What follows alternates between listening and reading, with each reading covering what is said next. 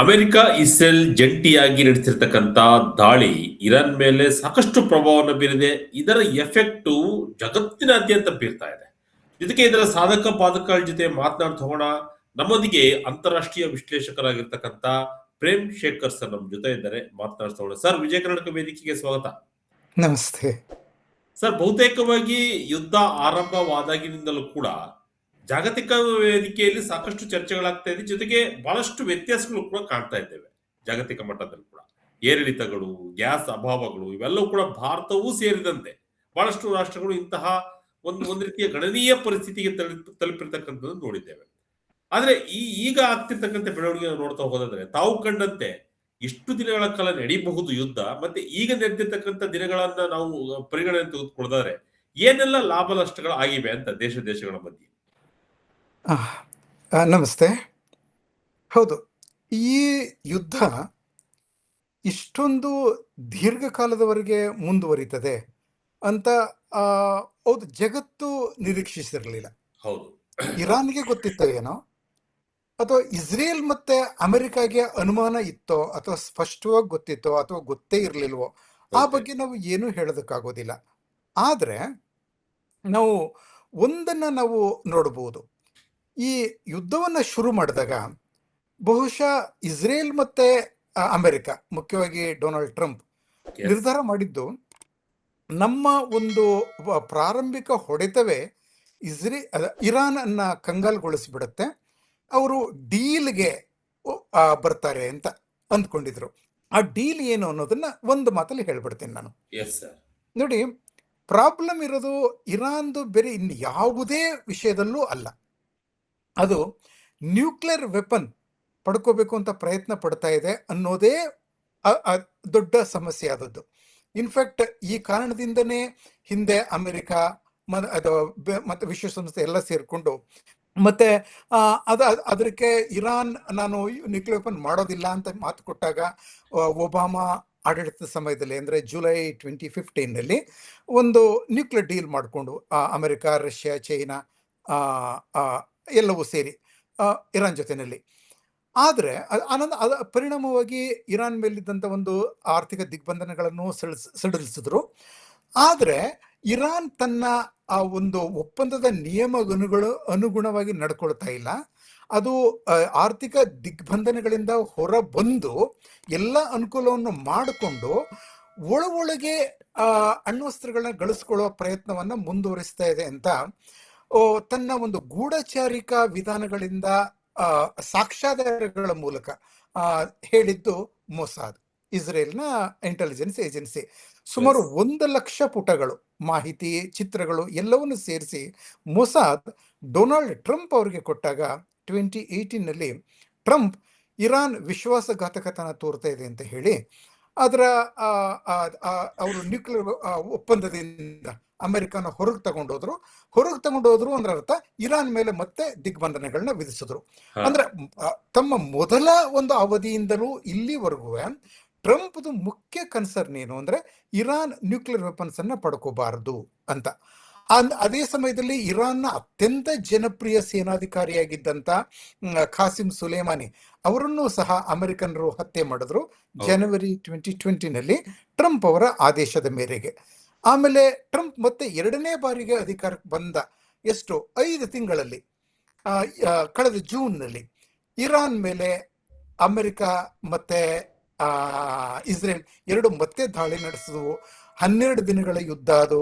ಅಲ್ಲಿ ಅಮೆರಿಕ ಇರಾನ್ನ ನ್ಯೂಕ್ಲಿಯರ್ ಕೇಂದ್ರಗಳು ಇಸ್ಫಹಾನ್, ಫೋರ್ದೋ ಮತ್ತೆ ಇದು ನತಾಂಜ್ ಇವುಗಳ ಮೇಲೆ ಇದು B-52 ಬಾಂಬ್ಗಳನ್ನು ಉಪಯೋಗಿಸಿ B-52 ಬಾಂಬರ್ಗಳನ್ನ ಉಪಯೋಗಿಸಿ GBU-52 ಇದು GBU-57 ಬಂಕರ್ ಬಸ್ಟರ್ ಬಾಂಬ್ಗಳು, ಒಂದೊಂದು ಬಾಂಬ್ ಸಹ 13 ಟನ್ ತೂಕದ್ದು, ಅಂದ್ರೆ 13,000 kg ತೂಕದ್ದು ಅಂತ ಬಂಕರ್ ಬಸ್ಟರ್ ಬಾಂಬ್ಗಳನ್ನ ಅಮೆರಿಕ ಹಾಕ್ತು. ಆಮೇಲೆ ಯುದ್ಧ ನಿಲ್ತು. ಅವಾಗ ಇರಾನ್ದು ನ್ಯೂಕ್ಲಿಯರ್ ಇದೆಲ್ಲ ಒಂದು ಫೆಸಿಲಿಟೀಸ್ ಅವೆಲ್ಲವೂ ಕುಸಿದು ಹೋದವು ಅಂತೆಲ್ಲ ಹೇಳ್ತಾರೆ. ಆಮೇಲೂ ಸಹ ಇದು ಇರಾನ್ ಅದನ್ನ ಸ್ವಲ್ಪ ಸುಧಾರಿಸಿಕೊಂಡು ತನ್ನ ಕೆಲಸವನ್ನು ಮುಂದುವರಿಸುವಂತ ಮಾಹಿತಿ ಬಂತು. ಆಗಲೂ ಸಹ ಜಾನ್ವರಿ ತಿಂಗಳಲ್ಲಿ ಇರಾನ್ನಲ್ಲಿ ದೊಡ್ಡ ಆಂದೋಲನ, ಜನಾಂದೋಲನ ನಡೆದಾಗ ಅದು ಬಹಳ ಸೂಕ್ತವಾದ ಸಮಯ ಆಗಿತ್ತು ಇರಾನಿನ ಆ ಒಂದು ಮೂಲಭೂತವಾದಿ ಆಯತೊಲ್ಲಗಳ ರೆಜಿಮ್ ಅನ್ನು ತೆಗೆದುಹಾಕೋದಕ್ಕೆ. ಆದ್ರೆ ಅಮೆರಿಕಾಗೆ ಯುದ್ಧ ಮಾಡಲಿಲ್ಲ. ಯಾಕಂದ್ರೆ ಅರಬ್ ದೇಶಗಳು ಹೇಳೋದು, ನಮ್ಮ ಏರ್ ಸ್ಪೇಸ್ ಮತ್ತೆ ನಮ್ಮ ನೆಲವನ್ನು ಉಪಯೋಗಿಸಿ ನೀವು ಯುದ್ಧ ಮಾಡಬೇಡಿ, ಆಗ ಇರಾನ್ ನಮ್ಮ ಮೇಲೆ ದಾಳಿ ಮಾಡಬಹುದು ಅಂತ. ಹಾಗೆ ಟ್ರಂಪ್ ಅದನ್ನು ಒಪ್ಪಿಕೊಂಡ್ರು. ಬದಲಾಗಿ ಅವ್ರು ಏನ್ ಮಾಡಿದ್ರು, ತಮ್ಮ 2 ಏರ್ಕ್ರಾಫ್ಟ್ ಕ್ಯಾರಿಯರ್ಗಳನ್ನ ಈ ವಲಯಕ್ಕೆ ತಗೊಬಂದ್ರು. ಸೌತ್ ಚೈನಾ ಸಿಯಿಂದ USS ಅಬ್ರಹಾಂ ಲಿಂಕನ್ ಅನ್ನ ಅರೇಬಿಯನ್ ಸಿಗೆ ತಗೊಬಂದ್ರು. ಮತ್ತೆ ಇದನ್ನ USS ಜೆರಾಲ್ಡ್ ಫೋರ್ಡ್ ಅದನ್ನ ಕೆರಿಬಿಯನ್ ಸಿಯಿಂದ ಅಟ್ಲಾಂಟಿಕ್ ಸಾಗರ, ಜಿಬ್ರಾಲ್ಟರ್, ಮೆಡಿಟರೇನಿಯನ್ ಸಿ ಎಲ್ಲ ದಾಟಿಸಿಕೊಂಡು ಇಸ್ರೇಲ್ನ ಐಫಾ ಬಂದರು ತಗೊಬಂದ್ರು. ಆಗ ಆ ಏರ್ಕ್ರಾಫ್ಟ್ ಕ್ಯಾರಿಯರ್ಗಳ ಮೂಲಕ ಅವರು ಇರಾನ್ ಮೇಲೆ ದಾಳಿ ಮಾಡಿದ್ರು. ಆಯ್ತಾ, ಅರಬ್ ದೇಶಗಳನ್ನ ಉಪಯೋಗಿಸ್ಕೊಳ್ಳಿಲ್ಲ. ಆದ್ರೂ ಸಹ ಇರಾನ್ ಏನ್ ಮಾಡುದು, ಪ್ರತಿ ದಾಳಿಯಲ್ಲಿ ಈ ಅರಬ್ ದೇಶಗಳ ಮೇಲೆಯೇ ದಾಳಿ ಮಾಡಿತು. ಮುಖ್ಯವಾಗಿ ಸ್ವರ್ಗ ಅಂತ ಅನ್ನಿಸ್ಕೊಂಡಿದ್ದಂತ ದುಬೈ, ಇದು ಖತರ್, ಪ್ರಪಂಚದಲ್ಲೇ ಅತಿ ಹೆಚ್ಚು ಪರ್ ಕ್ಯಾಪಿಟಲ್ ಇನ್ಕಮ್ ಇರುವಂತ ಒಂದು ದೇಶ ಅದು. ಒಬ್ಬೊಬ್ಬ ಖತರಿ ನಾಗರಿಕನ ವಾರ್ಷಿಕ ಆದಾಯ $1,25,000. ನಮ್ಮ ವಾರ್ಷಿಕ ತಲಾ ಆದಾಯ $2,000. ನಮ್ದು 2,000 ಇರಲಿ, ಖತಾರಿಗಳ $1,25,000 ಇರಲಿ, ಅಂದ್ರೆ ಅವ್ರು ಎಷ್ಟು ಶ್ರೀಮಂತರು ಅಂತ ನೋಡಿ. ಆಯ್ತಾ, ಇವುಗಳ ಮೇಲೆಲ್ಲ ಅದು ಇರಾನ್ ದಾಳಿ ಮಾಡೋದಕ್ಕೆ ಶುರು ಮಾಡ್ತು. ಇದು ಮತ್ತೆ ಈ ಹಾರ್ಮುಜ್ ಜಲಸಂಧಿಯನ್ನ ಅದೊಂದು ಬಂದ್ ಮಾಡಿ, ಭಾಗಶಃ ಅಂತ ಹೇಳೋಣ, ಬಂದ್ ಮಾಡಿ ಅಲ್ಲಿಂದ ಹೊರಗೆ ಹೋಗ್ತಾ ಇದ್ದಂತ ನ್ಯಾಚುರಲ್ ಗ್ಯಾಸ್ ಮತ್ತೆ ಕ್ರೂಡ್ ಆಯಿಲ್ಗಳನ್ನ ನಿಲ್ಲಿಸ್ಬಿಡ್ತು. ಪ್ರಪಂಚದ 20% ಕ್ರೂಡ್ ಆಯಿಲ್ ಮತ್ತೆ LNG ಹೋಗೋದು ಅಲ್ಲಿಂದ, ಹಾರ್ಮುಜ್ ಜಲಸಂಧಿಯ ಮೂಲಕ. ಅಂದ್ರೆ ಏಕಾಏಕಿ ಒಂದೇ ಕ್ಷಣದಲ್ಲಿ 20% ಸಪ್ಲೈ ನಿಂತೋದ್ರೆ ಪ್ರಪಂಚಕ್ಕೆ ಏನಾಗ್ಬೋದು. ಸೊ ಹೀಗಾಗಿ ಆಬ್ವಿಯಸ್ಲಿ ಇದು ಆಘಾತ, ಜಾಗತಿಕ ಆರ್ಥಿಕತೆಗೆ ಆಘಾತ ನೀಡಿತು. ಮತ್ತೆ ಗಲ್ಫ್ ದೇಶಗಳ ಆರ್ಥಿಕತೆಗೂ ಇರಾನ್ ದಾಳಿಯಿಂದಾಗಿ ಹೊಡೆತ ಬೀಳಿತು. ಇನ್ಫ್ಯಾಕ್ಟ್ ಅವರ ಮುಖ್ಯ ನಾಯಕ ಆಯತುಲ್ಲಾ ಖಮೇನಿಯನ್ನ ಕೊಂದ ಕೂಡಲೇ ಇರಾನ್ ಶರಣಾಗತ ಆಗ್ತದೆ ಅಂತ ಅಂದ್ಕೊಂಡಿದ್ದು ಬಹುಶಃ ಎಕ್ಸಾಕ್ಟ್ಲಿ ತಪ್ಪಾಯ್ತು ಅದು. ಅಂದ್ರೆ ಇರಾನ್ನಲ್ಲಿ ಅದು ಏನಾಯ್ತು ಅಂತ ಹೇಳಿದ್ರೆ, ಇರಾನ್ನ ವ್ಯವಸ್ಥೆ ಇದೆಯಲ್ಲ, ಅದೊಂದು ಸ್ವಲ್ಪ ನಾವು ಬೇರೆ ದೇಶಗಳ ವ್ಯವಸ್ಥೆಗೆ ಕಂಪೇರ್ ಮಾಡಕ್ ಪೊಲೆಂಟ್ ಇದೆ, ಅಧ್ಯಕ್ಷ ಇದ್ದಾನೆ, ಮಿನಿಸ್ಟರ್ಗಳಿದ್ದಾರೆ, ರೈಟ್. ಅದಲ್ಲದೆ ಅಲ್ಲಿ ಧರ್ಮಾಧಿಕಾರಿಗಳೇ ಆಡಳಿತ ನಡೆಸುವಂತ ಒಂದು ವ್ಯವಸ್ಥೆ ಇದೆ. ಇನ್ಫ್ಯಾಕ್ಟ್ ದೇಶದ ಸರ್ವೋಚ್ಚ ನಾಯಕ ಜನರು ಎಲೆಕ್ಟ್ ಮಾಡದಂತ ಅಧ್ಯಕ್ಷ ಅಲ್ಲ, ಸರ್ವೋಚ್ಚ ನಾಯಕ ಒಬ್ಬ ಧಾರ್ಮಿಕ ನೇತಾರ. ಎಕ್ಸಾಕ್ಟ್. ಆ ಧಾರ್ಮಿಕ ನೇತಾರರು ಎಷ್ಟು ಜನ ಇದ್ದಾರೆ ಇರಾನ್ನಲ್ಲಿ? ಅವರನ್ನು ಇರಾನಿ ಜನಗಳೇ 8 ವರ್ಷಗಳೊಂದ್ಸಲ ಎಲೆಕ್ಟ್ ಮಾಡ್ತಾರೆ. ಅವರು 88 ಜನ ಇದ್ದಾರೆ. ಸೊ ಅಸೆಂಬ್ಲಿ ಆಫ್ ಎಕ್ಸ್ಪರ್ಟ್ಸ್ ಅಂತ ಕರೀತಾರೆ ಇವರನ್ನ. ಇರಾನಿ ಜನತೆ 8 ವರ್ಷಗಳು ಒಂದ್ಸಲ ಎಲೆಕ್ಟ್ ಮಾಡ್ತಾರೆ. ಹೀಗಾಗಿ ಒಬ್ಬ ಆಯತುಲ್ಲಾ ಹೋದ್ರೆ ಇನ್ನು 87 ಜನ ಇರ್ತಾರೆ. ಆಯ್ತಾ, ಇನ್ನೊಬ್ಬ ಆಯತುಲ್ಲಾ ಆಗ್ತಾನೆ, ಅವನು ಸತ್ತು ಹೋದ್ರೆ ಇನ್ನು 86 ಜನ ಇರ್ತಾರೆ. ಇದು ಹೋಗ್ತಾನೆ ಇರ್ತದೆ. ಹೀಗಾಗಿ ಧಾರ್ಮಿಕ ನಾಯಕತ್ವಕ್ಕೆ ಕೊರತೆನೇ ಇಲ್ಲ. ಆಯ್ತಾ, ಪಾಯಿಂಟ್ ನಂಬರ್ 1. ಈಗ ಧಾರ್ಮಿಕ ನಾಯಕತ್ವ ಅದು 88 ಜನಗಳು ಸಾಯೋವರೆಗೂ ಮುಂದುವರಿತದೆ. ಅದಕ್ಕೆ ತುಂಬಾ ಸಮಯ ಹಿಡಿತದೆ. ಅದಲ್ಲದೆ ಮುಖ್ಯವಾದದ್ದು, ಇರಾನಿನ ಆ ಒಂದು ಧಾರ್ಮಿಕ ಒಂದು ಸರ್ಕಾರವನ್ನ ಕಾಯೋದು IRGC, Islamic Revolutionary Guard Corps. ಆಯ್ತಾ, ಹೀಗಾಗಿ ಏನಾಗಿದೆ, ಅದನ್ನ ಖಮೇನಿ ಬಹುಶಃ ತಮ್ಮ ಜೀವಕ್ಕೆ ಅಪಾಯ ಇದೆ ಅಂತ ಅಂದ್ಕೊಂಡು ಏನೋ ಫೆಬ್ರವರಿ ಕೊನೆಯ ವಾರದಲ್ಲಿ IRGCಯನ್ನ 31 ಸ್ವತಂತ್ರ ಘಟಕಗಳಾಗಿ ವಿಂಗಡಿಸ್ಬಿಟ್ರು. ನೀವು ಒಂದಕ್ಕೊಂದು ನೀವು ನೀವು ಟಾಪ್ ಅಲ್ಲಿ ಪರ್ಮಿಷನ್ ಕೇಳಬಾರದು. ನೀವು 31 ಸ್ವತಂತ್ರ ಘಟಕಗಳು. ನೀವು ಇರಾನ್ ಮೇಲೆ ದಾಳಿ ಆದ್ರೆ ನೀವು 31 ಘಟಕಗಳು ನೀವು ಸ್ವತಂತ್ರವಾಗಿ ವೈರಿಗಳ ಮೇಲೆ ದಾಳಿ ಮಾಡಿ. ಈ ಘಟಕಗಳಲ್ಲೂ ಒಬ್ಬ ಹೋದ್ರೆ ಇನ್ನೊಬ್ಬ ಇರ್ತಾನೆ ನಾಯಕತ್ವ. ಹೀಗಾಗಿ ಧಾರ್ಮಿಕ ನಾಯಕತ್ವಕ್ಕೆ ಕೊರತೆ ಇಲ್ಲ. ಈ IRGC ಅದರ ನಾಯಕತ್ವಕ್ಕೆ ಕೊರತೆ ಇಲ್ಲ. ಅದು ಯಾರಿಂದ ಮೇಲ್ನವರ ಅಪ್ಪಣೆಯನ್ನ ಆ 31 ಘಟಕಗಳು ಕೇಳೋದಿಲ್ಲ, ಸ್ವತಂತ್ರವಾಗಿ ದಾಳಿ ಮಾಡ್ತವೆ. ಹೀಗೆ ಎಲ್ಲ ಕಡೆಗೂ ಅವು ದಾಳಿ ಮಾಡ್ತವೆ. ಯುದ್ಧದ ಪ್ರಾರಂಭದಲ್ಲಿ ಇರಾನ್ನಲ್ಲಿ ಇದ್ದಂತ ಮಿಸೈಲ್ಗಳ ಸಂಖ್ಯೆ 80,000. ಆಯ್ತಾ.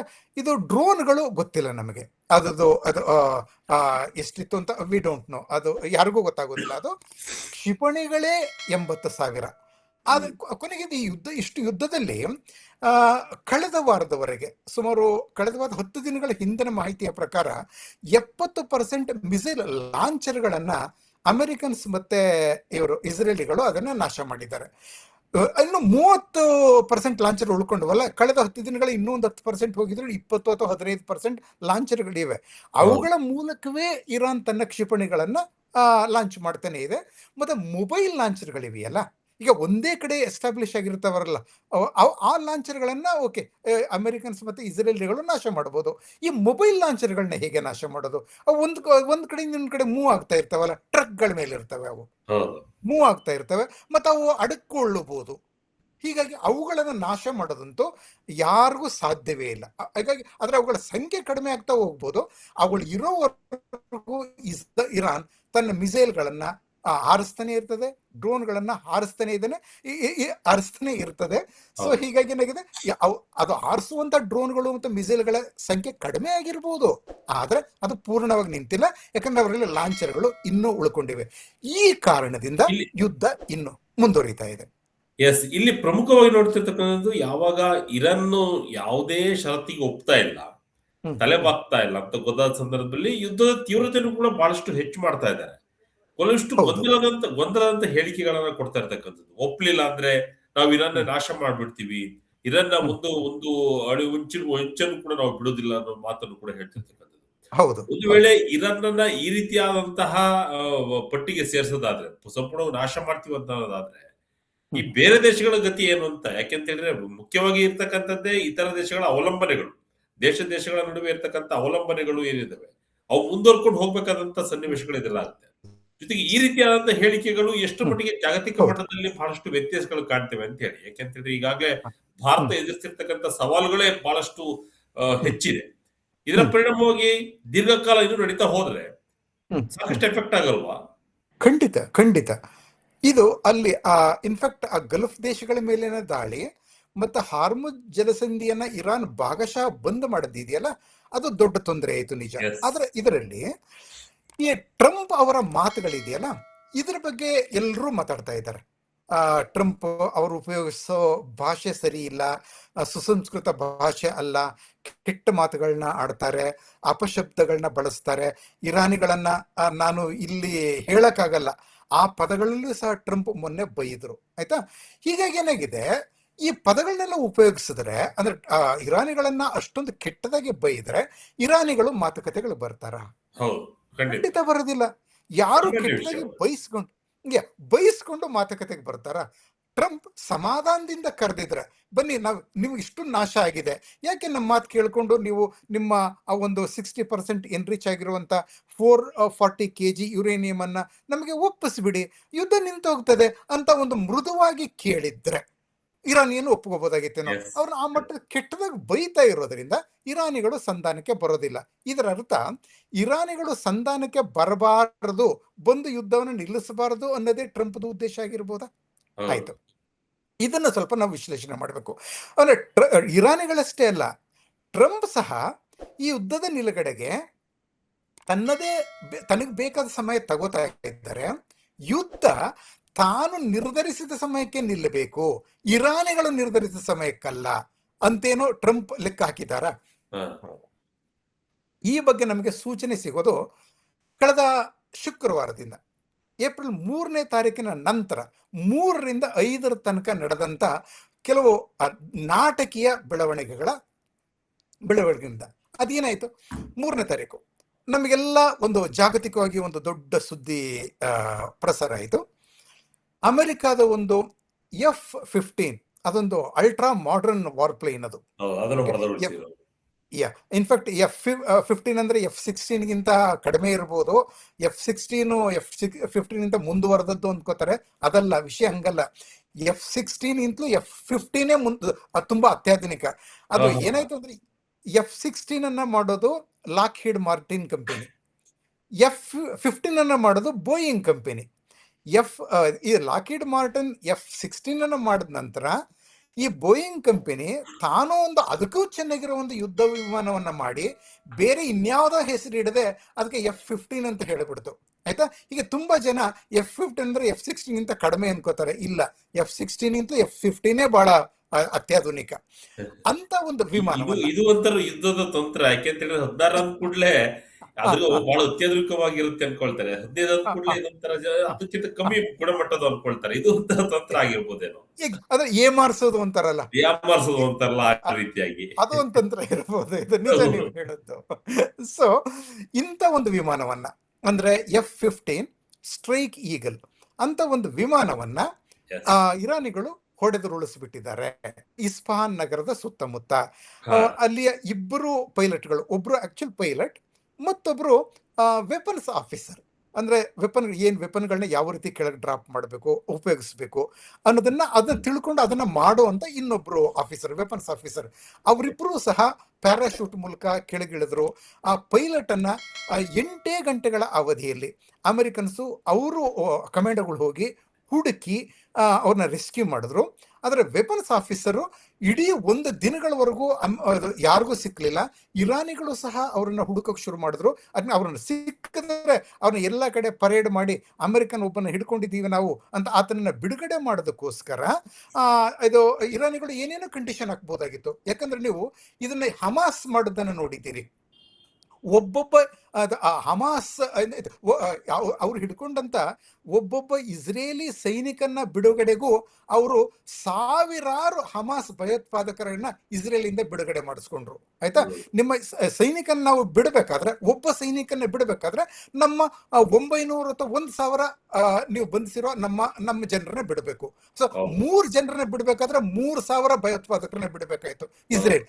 ಇದೇ ತಂತ್ರವನ್ನ ಇರಾನಿಗಳು ಮಾಡ್ಬೋದಾಗಿತ್ತು. ನಿಮ್ಮ ಅಮೆರಿಕನ್ ಸೈನಿಕನ ನಾವು ಬಿಡಬೇಕು ಅಂತ ಹೇಳಿದ್ರೆ ನೀವು ಯುದ್ಧ ನಿಲ್ಲಿಸಿ, ನಮಗೆ ಯುದ್ಧ ಅಂತದ್ದು ಪರಿಹಾರ ಧನ ಕೊಡಿ, ಹಾಗೆ ಇಲ್ಲಾಂದ್ರೆ ಇವನ್ನ ಸಾರ್ವಜನಿಕ ಕೊಲ್ತೀವಿ ಅಂತೆಲ್ಲ ಹೇಳ್ಬೋದಾಗಿತ್ತು. ಇಂಥ ಒಂದು ಆತಂಕ ಎಲ್ಲ ಅಮೆರಿಕಾದಲ್ಲಿ ಅಥವಾ ಅಮೆರಿಕನ್ರಲ್ಲಿ ಮನೆ ಮಾಡಿ ಅವರೆಲ್ಲ ಟ್ರಂಪ್ ಏನು ಮಾಡಿಬಿಟ್ಟೆ ಟ್ರಂಪ್ ಅಂತ ಅವ್ರು ಕೂಗಾಡ್ತಾ ಇದ್ದ ಸಮಯದಲ್ಲಿ ಸುದ್ದಿ ಬಂತು. ಅಮೆರಿಕಾದ 2 C-130 ವಿಮಾನಗಳಲ್ಲಿ 240 ಅಮೆರಿಕನ್ ಕಮಾಂಡೋಗಳು, ಅಂದ್ರೆ SEAL-6 ಕಮಾಂಡೋಗಳು, ಒಸಾಮಾ ಬಿನ್ ಲಾದೆನನ್ನ ಹತ್ಯೆ ಮಾಡೋದಕ್ಕೆ ಹೋಗಿದ್ರಲ್ಲ, ನೆನಪಿಸ್ಕೊಳ್ಳಿ, ಅಂತ ಕಮಾಂಡೋಗಳು ಒಂದೊಂದು C-130 ವಿಮಾನಗಳಲ್ಲೂ 120 ಕಮಾಂಡೋಗಳು ಇರಬಹುದು. ಸೊ 2 C-130 ವಿಮಾನಗಳು ಅಂತ ಹೇಳಿದ್ರೆ 240 ಕಮಾಂಡೋಗಳು, ಮತ್ತೆ ಒಂದು ಬ್ಲ್ಯಾಕ್ ಹಾಕ್ ಹೆಲಿಕಾಪ್ಟರ್, ಅದು ಸಹ ಅಬೋಟಾಬಾದ್ಗೆ ಹೋಗಿತ್ತು. ಎಂಥದ್ದು ಒಸಾಮಾ ಬಿನ್ ಲಾದೆನ್ನ ಕೊಲ್ಲೋದಕ್ಕೆ. ಅದರಲ್ಲೂ 10 ಕಮಾಂಡೋಗಳು ಇರ್ಬೋದು. ಒಟ್ಟು 250 ಕಮಾಂಡೋಗಳು ಹೋಗಿ ಅಮೆರಿಕನ್ ಸೈನಿಕನನ್ನ ಅಲ್ಲಿ ಒಂದು ಬೆಟ್ಟದಲ್ಲಿ ಅಡಕೊಂಡಿದ್ದ ಅವನು ಇಡೀ ಅಮೆರಿಕನ್ ಪೈಲಟ್ಗಳ ಹತ್ರ, ಎಲ್ಲಾ ಪೈಲಟ್ಗಳು ಅಂದ್ಕೊಳ್ಳಿ, ಅಮೆರಿಕ ಒಬ್ಬನೇ ಅಲ್ಲ, ಈಗ ಎಲ್ಲರೂ ಉಪಯೋಗಿಸ್ತಾರೆ. ಅವರ ಸಮವಸ್ತ್ರದ ಒಳಗಡೆ ಅವ್ರ ಹತ್ರ ಒಂದು ಟ್ರಾನ್ಸ್ಮಿಟರ್ ಇರ್ತದೆ. ಅದು ಆಕ್ಚುಲಿ ತಾನು ಅಕಸ್ಮಾತ್ ಎನಿಮಿ ಲೈನ್ಸ್ ಒಳಗಡೆ ಅವ್ರು ಏನಾದ್ರು ಇಳಿಬೇಕಾದಾಗ ಎಲ್ಲಿದ್ದೀವಿ ಅನ್ನೋ ಸೂಚನೆಯನ್ನ ಅವರು ಕೊಡ್ತಾರೆ ತಮ್ಮ ವಿಮಾನಗಳಿಗೆ, ಅಥವಾ ಆ ಸೂಚನೆ ಮೂಲಕ ಆಕ್ಚುಲಿ ಇದು ಅಮೆರಿಕನ್ಸ್ ಹೋಗಿ ಅವ್ರನ್ನ ಎಲ್ಲಿದಂತೆ ಪತ್ತೆ ಹಚ್ಚಿ ಅವ್ರಿಗೆ ಹೆಲಿಕಾಪ್ಟರ್ನ ಇಳಿಸಿ ಅವ್ರನ್ನ ಎತ್ಕೊಂಡು ಬರ್ಬೋದು. ಹಿಂಗೆಲ್ಲ ವ್ಯವಸ್ಥೆ. ಆದ್ರೆ 24 ಗಂಟೆಗಳ ನಂತರ ಸುದ್ದಿ ಬಂತು, ಅಮೆರಿಕನ್ಸ್ ಇನ್ನೊಬ್ಬ ಪೈಲಟ್ ಅಂದ್ರೆ ವೆಪನ್ಸ್ ಆಫೀಸರ್ ಅನ್ನು ಸಹ ರಕ್ಷಿಸಿದ್ದಾರೆ ಅಂತ. ಇದು ಹೇಗೆ ಸಾಧ್ಯ ಆಯಿತು? ಟ್ರಂಪ್ ಹೇಳದ್ದು ಅಂದ್ರೆ ಅಮೆರಿಕನ್ಸ್ ಹೇಳ್ದಂತೆ ನಾವು ಹಂಗೆ 250 ಕಮಾಂಡೋಗಳನ್ನ ಕಳಿಸಿದ್ವಿ ಅಲ್ಲಿ, ಅದಕ್ಕೋಸ್ಕರ ಆ ಏರಿಯಾದಲ್ಲಿ ನಾವೇನ್ ಮಾಡಿದ್ವಿ, ಒಂದು ಟೆಂಪರರಿ ರನ್ವೇ ಮಾಡ್ಕೊಂಡ್ವಿ ನಮ್ಮ ವಿಮಾನ ಇಳಿಯೋದಕ್ಕೆ. ಇನ್ಫ್ಯಾಕ್ಟ್ ಅದನ್ನ ಸುತ್ತ ಬಿಡ್ಬೋದು ಸುರುಳಿಯಾಗಿ, ಅದನ್ನ ಉದ್ದಕ್ಕೆ ಹರಡ್ಬಿಟ್ರೆ ಅದೊಂದು ರನ್ವೇ ಆಗಿಬಿಡ್ತದೆ ಟೆಂಪರರಿ. ಆಮೇಲೆ ಅದನ್ನ ನಾಶ ಮಾಡಿಬಿಡ್ಬೋದು, ಇಲ್ಲ ಎತ್ಕೊಂಡು ಬಂದು ಬಿಡ್ಬೋದು, ಅಥವಾ ಅಲ್ಲೇ ಬಿಟ್ಟರೆ ಏನು ತೊಂದರೆ ಇಲ್ಲ. ಆಯ್ತಾ? ರನ್ವೇ ಮಾಡ್ಕೊಂಡು ಅದನ್ನ ಮಾಡಿದ್ವಿ. ಆದ್ರೆ ನಮ್ಮ ಪೈಲಟ್ ಅನ್ನ ರಕ್ಷಿಸಿದ ನಂತರ ಏನಾಯ್ತು, ಅದು ಮರಳುಗಾಡು ಪ್ರದೇಶ ಆದ್ರಿಂದ ನಾವು ಮಾಡಿದಂತ ಟೆಂಪರರಿ ರನ್ವೇ ಮೇಲೆ ತುಂಬಾ ಧೂಳು ಕಲ್ಲುಗಳು ಸೇರ್ಕೊಂಡು ಹಾಗಾಗಿ ಏನಾಗಿದೆ, ನಮ್ಮ C-130 ವಿಮಾನಗಳು ಟೇಕ್ ಆಫ್ ಆಗೋದಕ್ಕೆ ಆಗ್ಲಿಲ್ಲ. ಆಗದೆ ಹೋದಾಗ ನಾವೇನ್ ಮಾಡಿದ್ವಿ, ಪೈಲಟ್ ನನ್ನೇನೋ ನಮ್ಮ ಬ್ಲ್ಯಾಕ್ ಹಾಕ್ಸ್ ಹೆಲಿಕಾಪ್ಟರ್ ಅಲ್ಲಿ ಎತ್ಕೊಂಡು ನಾವು ಕುವೈತ್ ತಗೊಂಡು ಬಂದ್ಬಿಟ್ವಿ. ಆದ್ರೆ ಆ C-130 ವಿಮಾನಗಳು ಟೇಕ್ ಆಫ್ ಆಗೋದಕ್ಕೆ ಆಗದೆ ಹೋದಾಗ ಅವುಗಳನ್ನ ಇರಾನ್ಗಳ ಕೈಗೆ ಸಿಗದಂತೆ ತಪ್ಪಿಸೋದಕ್ಕೋಸ್ಕರ ಅವುಗಳನ್ನ ನಾವೇ ಅಲ್ಲಿ ನಿಷ್ಕ್ರಿಯಗೊಳಿಸ್ಬಿಟ್ವಿ. ಇದು ಅಮೆರಿಕನ್ಸ್ ಹೇಳೋದು. ಆಯ್ತಾ? ರೈಟ್. ಇದನ್ನ ಒಂದು ಪಕ್ಕದಲ್ಲಿ ಇಡೋಣ. ಇರಾನಿಯನ್ಸ್ ಏನ್ ಹೇಳ್ತಾರೆ? ಅವ್ರು ಹೇಳ್ತಾರೆ, ಇಲ್ಲ, ಆ ಪ್ಲೇನ್ಗಳನ್ನ C-130 ವಿಮಾನಗಳು ಎರಡನ್ನು ಅಮೆರಿಕನ್ಸ್ ನಿಷ್ಕ್ರಿಯಗೊಳಿಸಿ ಹೊರಟೋಗ್ಲಿಲ್ಲ, ನಾವು ಅದನ್ನ ಹೊಡೆದು ಹಾಳು ಮಾಡಿದ್ವಿ ನಾವು. ಆಯ್ತಾ? ಅಮೆರಿಕನ್ಸ್ ಆ ಪ್ಲೇನ್ಗಳಲ್ಲಿ ಮತ್ತೆ ವಾಪಸ್ ಹೋಗದೆ ಇದ್ದ ರೀತಿ ನಾವು ಮಾಡಿದ್ವಿ ಅಂತ ಇರಾನಿಗಳು ಹೇಳ್ತಾರೆ. ಆಯ್ತಾ? ಈಗ ಎರಡರಲ್ಲಿ ನಾವು ಯಾವ್ದು ಸತ್ಯ ಅಂತ ನಾವು ನೋಡೋಣ. ಅಥವಾ ಎರಡೂ ಒಬ್ರು ಸತ್ಯ ಹೇಳ್ತಾ ಇದ್ದಾರಾ ಅಥವಾ ಇಬ್ರು ಸುಳ್ಳು ಹೇಳ್ತಾ ಇದ್ದಾರ ಅಂತ ನಾವು ಮೂರನೇವರು ಇಲ್ಲಿಂದ ಕೂತ್ಕೊಂಡು ನಾವು ನೋಡೋಣ ನಾವು. ಆಯ್ತಾ? ಯಾಕಂದ್ರೆ ಎರಡು ಯುದ್ಧ ನಿರತ ಪಕ್ಷಗಳು ಯಾರೂ ನಿಜ ಹೇಳೋದಿಲ್ಲ. ಯಾಕಂದ್ರೆ ಪ್ರಾಪಗೆಂಡ ವಾರ್ ಅನ್ನೋದು, ನರೇಟಿವ್ ವಾರ್ ಅನ್ನೋದು ಬಹಳ ಮುಖ್ಯ ಆಗ್ತದೆ ನಿಜವಾದ ಯುದ್ಧಕ್ಕಿಂತ. ಹೀಗಾಗಿ ಇಬ್ಬರಲ್ಲಿ ಯಾರು ನಿಜ ಹೇಳ್ತಾ ಇದ್ದಾರೆ? ಈಗ ಇದು ತಗೊಳ್ಳೋಣ. ಅಮೆರಿಕನ್ಸ್ ಹೇಳಿದ ಪ್ರಕಾರ ಅವರು ತಮ್ಮ ಎರಡೂ C-130 ವಿಮಾನಗಳನ್ನ ಅಲ್ಲೇ ಇಸ್ಫಾನ್ ನಗರದ ಪಕ್ಕದಲ್ಲಿ ನಿಷ್ಕ್ರಿಯಗೊಳಿಸಿಬಿಟ್ರೆ ಅಲ್ಲಿ ಹೋಗಿದ್ದಂತ 240 ಕಮಾಂಡೋಗಳು ಹೇಗೆ ವಾಪಸ್ ಬಂದರು? ಬರಕ್ ಸಾಧ್ಯವೇ ಇಲ್ಲ. ಅವರು ಅಲ್ಲೇ ಇದ್ದಾರಾ? ಇದ್ರೆ ಏನ್ ಮಾಡ್ತಾ ಇದ್ದಾರೆ? ಆ ಸುದ್ದಿ ಇಲ್ವೇ ಇಲ್ಲ. ಸರ್, ಇರಾನಿಗಳು ನಾವು ನಿಷ್ಕ್ರಿಯಗೊಳಿಸ್ತೀವಿ ಅಂತಾರೆ. ಅವ್ರು ನಿಷ್ಕ್ರಿಯಗೊಳಿಸಿದ್ರೆ ಆಗ ಆ ಕಮಾಂಡೋಗಳ ವಿಷಯಕ್ಕೆ ನಾವು ಬರೋಣ. ಆ 240 ಕಮಾಂಡೋಗಳನ್ನ ಏನು ಇರಾನಿಗಳು ಸೆರೆ ಹಿಡ್ಕೊಂಡ್ರ? ಅವ್ರು ನಾವು ಹಿಡಿದಿದ್ದೀವಿ ಅಂತ ಅವ್ರು ಹೇಳ್ತಾ ಇಲ್ಲ. ಅಂದ್ರೆ ಇರಾನಿಗಳ ಕೈಗೆ ಅವ್ರು ಸಿಕ್ಕಿಲ್ಲ ಅಂದ್ರೆ ಏನಾದ್ರು ಅವರು. ಇದರ ಅರ್ಥ ಮೂರನೇ ಒಂದು ಥಿಯರಿಯನ್ನ ನಾವು ನೋಡೋಣ. ಇಡೀ ಕತೆ ಇರಾನಿಗಳು ಅಮೆರಿಕಾದ F-15 ವಿಮಾನವನ್ನ ಹೊಡೆದು ಉರುಳಿಸಿದ್ರು. ಇಬ್ರು ಪೈಲಟ್ಗಳು ಅಲ್ಲಿ ಸಿಕ್ಕಾಕೊಂಡ್ರು. ಅವ್ರನ್ನ ಅಮೆರಿಕನ್ಸು ರೆಸ್ಕ್ಯೂ ಮಾಡೋದಕ್ಕೆ ಹೋದ್ರು. ಇದೆಲ್ಲವೂ ಕಟ್ಟುಕತೆ. ಆಯ್ತಾ? ಈ ಇನ್ಫ್ಯಾಕ್ಟ್ F-15 ವಿಮಾನ ಹೋದದ್ದು ನಿಜ. ಆಯ್ತಾ? ಆದ್ರೆ ಆ ವಿಮಾನ ಹೋದದ್ದು ಇರಾನಿ ಟೆರಿಟರಿನಲ್ಲ, ಅದು ಪರ್ಷಿಯನ್ ಗಲ್ಫ್ನಲ್ಲಿ. ಹೀಗಾಗಿ ಅಮೆರಿಕಾದ ಇಬ್ರು ಪೈಲಟ್ಗಳು ಅಂದ್ರೆ ಒಬ್ಬ ಪೈಲಟ್ ಮತ್ತೊಬ್ಬ ವೆಪನ್ಸ್ ಆಫೀಸರ್ ಇರಾನಿ ನೆಲದಲ್ಲಿ ಸಿಕ್ಕಿ ಹಾಕೊಳ್ಳಿಲ್ಲ. ಆಯ್ತಾ? ಹೀಗಾಗಿ ಟ್ರಂಪ್ ದೊಡ್ಡ ಕತೆ ಹೇಳಿ 2 ದಿನ ಇಡೀ ಪ್ರಪಂಚಕ್ಕೆ ರಂಜನೆ ಕೊಟ್ರು. ನಾವು ಆಗ ಮಾಡ್ತಾ ಇದ್ವಿ, ಟ್ರಂಪ್ನ ಓಕೆ ಏನೋ ಮಾಡ್ತಾ ಇದ್ದಂತ ಹೊಗಳವರು ಇದ್ರು, ನಿನ್ನಿಂದಾಗಿ ನಮ್ಮ ಇಬ್ರು ಸೋಲ್ಜರ್ಸ್ ಸಿಗಾಕೊಂಡ್ರಲ್ಲ ಅಂತ ಬೈಯಕ್ ಶುರು ಮಾಡಿದವರು ಇದ್ರು, ಏನೇನೋ ಕತೆ ನಡೀತು. ಆಯ್ತಾ? ಸೊ ಇರಾನಿಗಳು ಸಹ ನಾವು ಉಳಿಸ್ಬಿಟ್ವಿ ಅಂತನ್ಬಿಟ್ಟು ಅಮೆರಿಕದ ನಮ್ದೊಂದು ಪ್ಲೇನ್ ಅಲ್ಲಿ ಕಳೆದೋಗಿದೆ ಅಂತಂದಾಗ ಅಮೆರಿಕನ್ಸೇ ಹೇಳ್ಕೊಂಡಾಗ ಇರಾನಿಗಳಿಗೆ ಇನ್ನೂ ಖುಷಿ ಅಲ್ವಾ? ಹೌದು, ನಾವು ಹೊಡೆದು ಉರುಳಿಸ್ಬಿಟ್ಟಿದ್ದೀವಿ, ನಾವು ಹುಡುಕ್ತಾ ಇದ್ದೀವಿ, ಇನಾಮ್ ಕೊಡ್ತೀವಿ ಅವ್ರನ್ನ ಹಿಡಿದು ಕೊಟ್ಟವ್ರಿಗೆ ಅಂತ ಅವರು ಬಹಳ ಖುಷಿಯಿಂದ ಘೋಷಿಸಿದ್ರು. ಈಗ ನೋಡಿದ್ರೆ ಅವ್ರಿಗೂ ಯಾರು ಸಿಕ್ಕದಂಗೆ ಕಾಣ್ತಾ ಇಲ್ಲ. ಆಯ್ತಾ? ಈ ಒಗಟನ್ನ ನಾವು ಬಿಡಿಸ್ಬೇಕಾದ್ರೆ ನಾವು ಫೆಬ್ರವರಿ 26ನೇ ತಾರೀಕಿಗೆ ಹೋಗ್ಬೇಕು.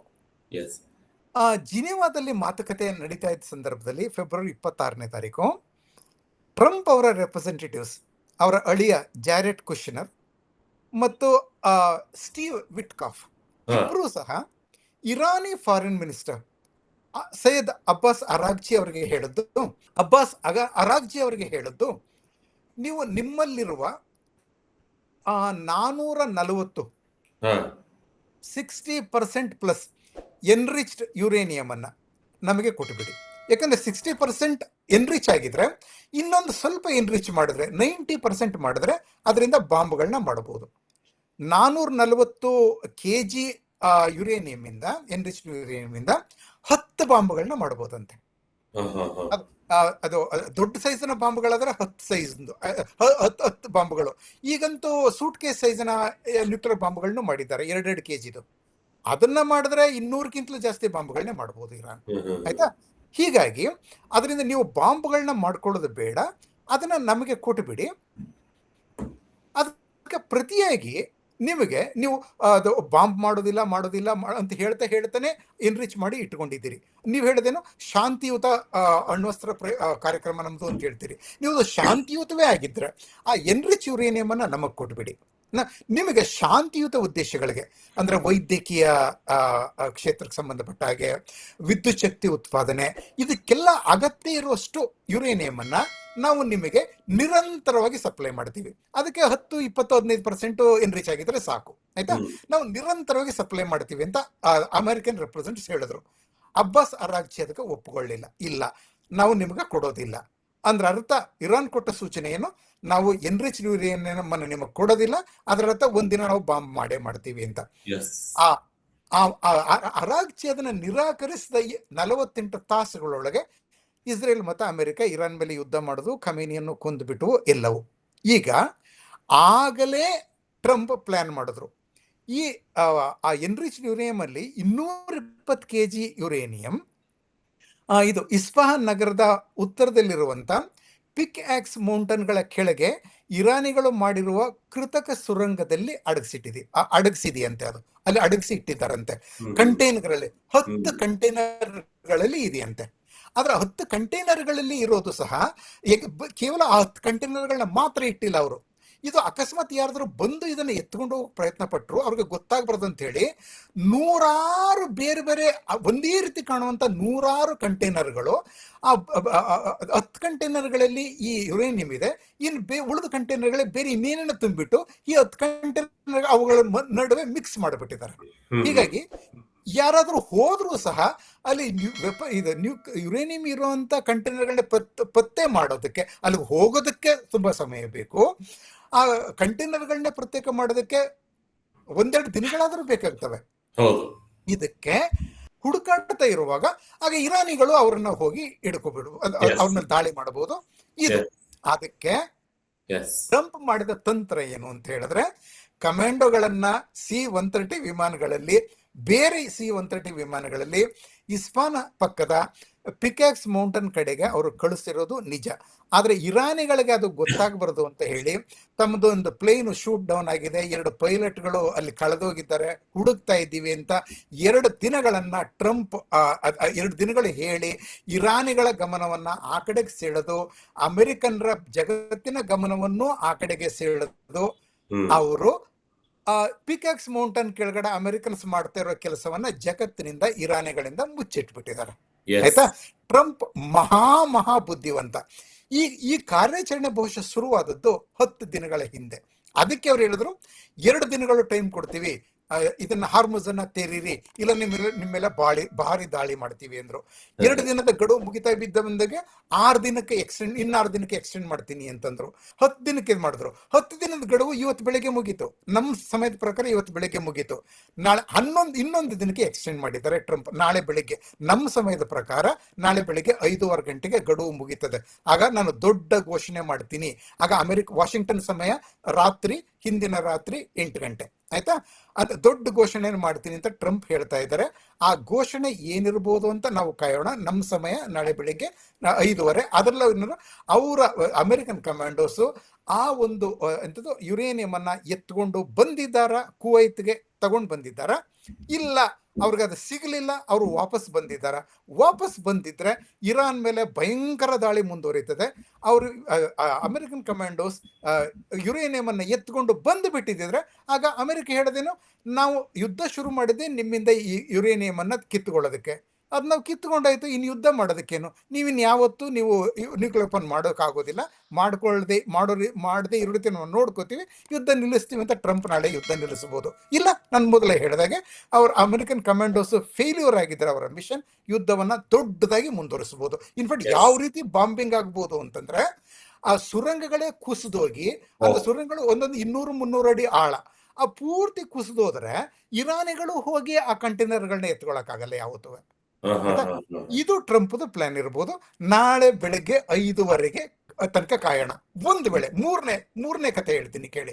ಒಂದು ವೇಳೆ ಟ್ರಂಪ್ ಅನ್ಸಿದ್ರೆ ತಮ್ಮ ಕಮಾಂಡೋಗಳು ಇನ್ನೇನೋ ಗುರಿ ಮುಟ್ತಾ ಇದ್ದಾರೆ, ಅವ್ರಿಗೆ ಇನ್ನೊಂದು ದಿನ ಟೈಮ್ ಬೇಕು ಅಂದ್ರೆ ನಾಳೆ ಬೆಳಿಗ್ಗೆ ಆಗ್ತಾ ಇದ್ದಂಗೆ ಟ್ರಂಪ್ ಅಂದ್ರೆ ನಮಗೆ ನಾಳೆ ಬೆಳಿಗ್ಗೆ ಆಗ್ತಾ ಇದ್ದಂಗೆ ಟ್ರಂಪ್ ಹೇಳ್ಬೋದು, ಇನ್ನೊಂದು ದಿನ ಎಕ್ಸ್ಟೆಂಡ್ ಮಾಡಿದ್ದೀನಿ ಇರಾನ್ಗೆ ಕೊಟ್ಟಿರೋ ಗಡುವನ್ನ ಅಂತ ಹೇಳ್ಬೋದು. ಅಂದ್ರೆ ಟ್ರಂಪ್ ಏನ್ ಮಾಡಿದ್ದಾರೆ, ಬೇರೆ ಬೇರೆ ಕತೆಗಳನ್ನ ಹೇಳಿ ಇರಾನಿಗಳನ್ನ, ಜಗತ್ತನ್ನ ಏಮಾರಿಸಿ ತಾವು ಏನು ಗುರಿ ಇತ್ತೋ ಅದನ್ನ ಸಾಧಿಸ್ಕೊಳ್ಳೋದಕ್ಕೆ ಅವ್ರು ಹೊರಟಿದ್ದಾರೆ.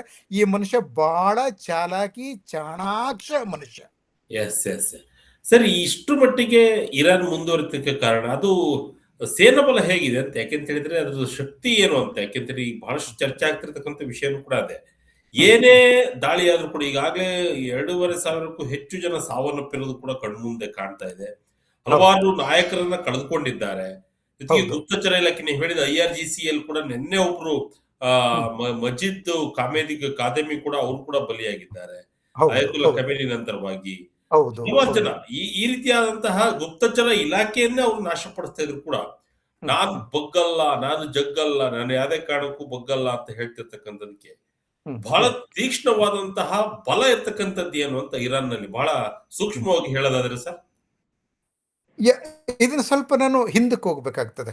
ಇರಾನ್ನ ಈ ಒಂದು ಮಿಲಿಟರಿ ಶಕ್ತಿ ಇದೆಯಲ್ಲ, ಹಾ, ಇದು ಶುರುವಾದದ್ದೇ ಹಿಂದೆ ಶಾ ಇದ್ರಲ್ಲ, ಮೊಹಮ್ಮದ್ ರೆಜಾ ಶಾ ಪಹಲವಿ ಅವ್ರ ಕಾಲದಲ್ಲಿ. ಅಂದ್ರೆ 70ರ ದಶಕದಲ್ಲಿ ಅವರು ಆ ಅಗಾಧ ಪೆಟ್ರೋ ಡಾಲರ್ನ ಉಪಯೋಗಿಸಿ ಇರಾನನ್ನ ಇರಾನನ್ನ ಏಷ್ಯಾದಲ್ಲೇ ಅತಿ ಬಲಿಷ್ಠವಾದ ಸೇನಾ ಶಕ್ತಿಯಾಗಿಸಕ್ಕೆ ಹೊರಟಿದ್ರು. ಹಾ, ಹಾ, ಓಕೆ. ಹಾ, ಹಾ. ಇನ್ಫ್ಯಾಕ್ಟ್ ಅವಾಗ ಎಲ್ಲರೂ ಕೇಳ್ತಾ ಇದ್ದದ್ದು, ಇರಾನ್ಗೆ ಯಾರೂ ಶತ್ರುಗಳಿಲ್ಲ, ಇಸ್ರೇಲ್ ಮತ್ತೆ ಇರಾನ್ ಒಳ್ಳೆ ಫ್ರೆಂಡ್ಸ್ ಆಗಿದ್ವು ಅವಾಗ. ಆಯ್ತು. ಮತ್ತೆ ಸೌದಿ ಅರೇಬಿಯಾ ಮತ್ತೆ ಇರಾನ್ ಎರಡು ಅಮೆರಿಕದ ಮಿತ್ರರಾಗಿದ್ವು. ಸೌದಿ ಅರೇಬಿಯಾ ಜೊತೆಲೂ ಇರಾನ್ಗೆ ಯಾವುದೇ ಶತ್ರುತ್ವ ಇಲ್ಲ. ಇನ್ನು ಮತ್ತೆ ಇರಾನ್ಗೆ ಯಾರೂ ಶತ್ರುಗಳಿಲ್ಲ. ಆಯ್ತಾ. ಯಾರ ವಿರುದ್ಧ ಶಾ ಇಷ್ಟು ದೊಡ್ಡ ಬಲಿಷ್ಠ ಸೇನಾ ಶಕ್ತಿಯನ್ನ ಕಟ್ತಾ ಇರೋದು ಅಂತ. ಹ್ಮ್. ಅಮೆರಿಕಾದಿಂದ ಭಾರಿ ಭಾರಿ ಆ ಕಾಲದ ಭಾರಿ ಭಾರಿ ಶಸ್ತ್ರಾಸ್ತ್ರಗಳನ್ನ ಅವರು ಪಡ್ಕೋತಾ ಇದ್ರು ಅಂತ.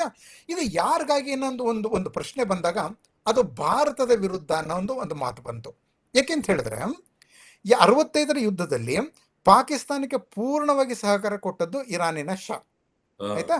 71ರ ಯುದ್ಧದಲ್ಲಿ ನಾವು ಪಾಕಿಸ್ತಾನವನ್ನ ಎರಡು ತುಂಡು ಮಾಡಿದಾಗ ಇದೇ ಶಾ ಘೋಷಣೆ ಮಾಡಿದ್ರು, ಒಂದು ವೇಳೆ ಭಾರತ ಪಶ್ಚಿಮ ಪಾಕಿಸ್ತಾನವನ್ನು ವಿಭಜಿಸುವುದಕ್ಕೆ ಪ್ರಯತ್ನ ಪಟ್ರೆ ಅದು ಇರಾನ್ ವಿರುದ್ಧ ಹೋರಾಡಬೇಕಾಗ್ತದೆ ಅಂತ. ಅಂದ್ರೆ ಭಾರತದ ವಿರುದ್ಧ ಇರಾನ್ ಹೋರಾಡುತ್ತೆ ಪಾಕಿಸ್ತಾನದ ಪರವಾಗಿ ಅಂತ 71ರ ಯುದ್ಧದ ಸಮಯದಲ್ಲಿ ಯುದ್ಧ ಮುಗಿತಾ ಇದ್ದಂತೆ ಶಾ ಹೇಳಿದ್ರು. ಅದಾದ್ಮೇಲೆ ಅವರು ಇರಾನನ್ನ ಏಷ್ಯಾದಲ್ಲಿ ಅತಿ ಬಲಿಷ್ಠವಾದಂತ ಸೇನಾ ಶಕ್ತಿಯಾಗಿ ಮಾಡೋದಕ್ಕೆ ಹೊರಟದ್ದು.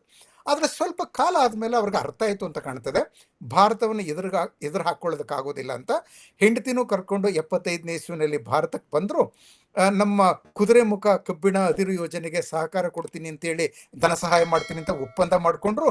ಮತ್ತೆ ನಮ್ಮ ರಾ ಅದ್ರ ಜೊತೆ ಅದು ಮತ್ತೆ ಮೊಸಾದ್ ಮತ್ತೆ ಇರಾನಿ ಗುಪ್ತಚರ ಏಜೆನ್ಸಿ ಸಾವಕ್ ಮೂರು ಒಟ್ಟಿಗೆ ಸಹ ಕೆಲಸ ಮಾಡೋದಕ್ಕೆ ಶುರು ಮಾಡಿದ್ರು. Yes sir. ಅದೊಂದು ಬಹಳ interesting development. Iran, Israel, India ಮೂರು ಜತೆಯಾಗಿ ಕೆಲಸ ಮಾಡಿದಂತ ಅವಧಿ ಅದು. 75ರಿಂದ ಒಂದು 77 ಅಂತ ಅನ್ಕೊಳ್ಳೋಣ. ಆಮೇಲೆ ಮೊರಾರ್ಜಿ ದೇಸಾಯಿ ಬಂದ ಮೇಲೆ ಆ ಮನುಷ್ಯ ಎಲ್ಲವನ್ನೂ ಹಾಳು ಮಾಡಿಬಿಟ್ರು. ಇನ್ಫ್ಯಾಕ್ಟ್ ಭಾರತಕ್ಕೆ ಅತಿಯಾಗಿ ಹಾನಿ ಎಸೆದ ಪ್ರಧಾನಮಂತ್ರಿಗಳಲ್ಲಿ ಮೊದಲನೇ ಹೆಸರು ಹೇಳೋದಾದ್ರೆ, ಓಕೆ ನಾವು ನೆಹರು ಹೇಳ್ಬೋದು, ಆದ್ರೆ ಅವ್ರನ್ನ ಬಿಟ್ಟು ಹೇಳೋದಾದ್ರೆ ಮೊರಾರ್ಜಿ ದೇಸಾಯಿ. ಆಯ್ತಾ. ಎಸ್. ಅತಿಯಾಗಿ ಹಾನಿ ಎಸೆದಂತ ಪ್ರಧಾನಮಂತ್ರಿ. ಪ್ರಮುಖವಾಗಿ ಹಾಗಾದ್ರೆ ಇರಾನ್ನ ಒಂದು ರೀತಿಯಾಗಿ ಅಷ್ಟು ಮಟ್ಟಿಗೆ ಕಡೆಗಣಿಸುವ ಹಾಗಿಲ್ಲ ತಮ್ಮ ಪ್ರಕಾರವಾಗಿ. Exactly exactly.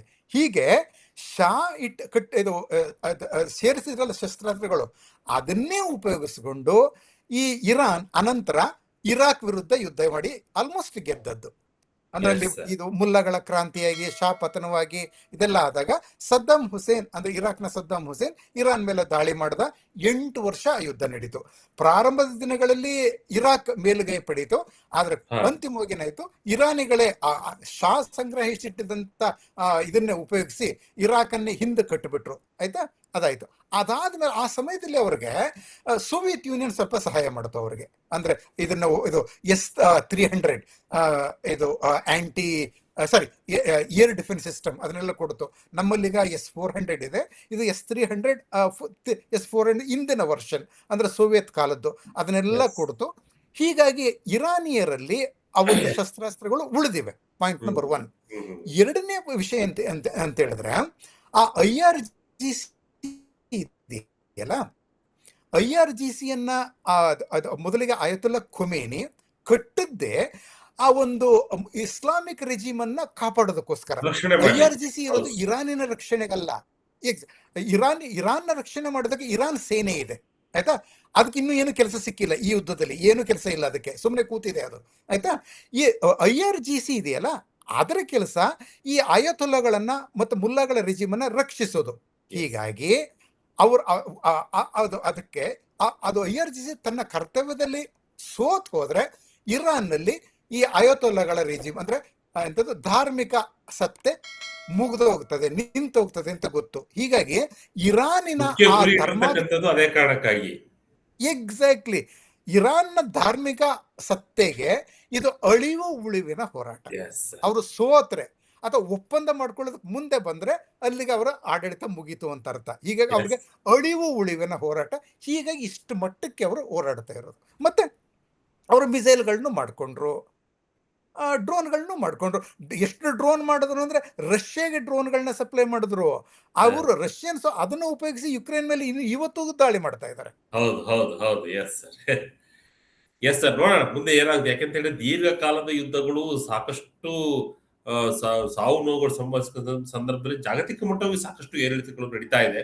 ನೋಡೋಣ ಮುಂದಿನ ಹಂತಗಳಲ್ಲಿ ಯಾವೆಲ್ಲ ನಿರ್ಧಾರಗಳು ನಡೀತವೆ ಅಂತ ಹೇಳಿ ಮತ್ತಷ್ಟು ವಿಚಾರಗಳ ಸಂಪರ್ಕ ಮಾಡ್ತೀವಿ ಸರ್. ಧನ್ಯವಾದಗಳು ಸರ್. ಇಷ್ಟೊತ್ತು ಸಾಕಷ್ಟು ಮಾಹಿತಿಯನ್ನು ವಿಜಯಕಾಂತೊಂದಿಗೆ ಹಂಚಿಕೊಂಡಿದ್ದಕ್ಕೆ ಧನ್ಯವಾದಗಳು sir. Thank you sir, thank you.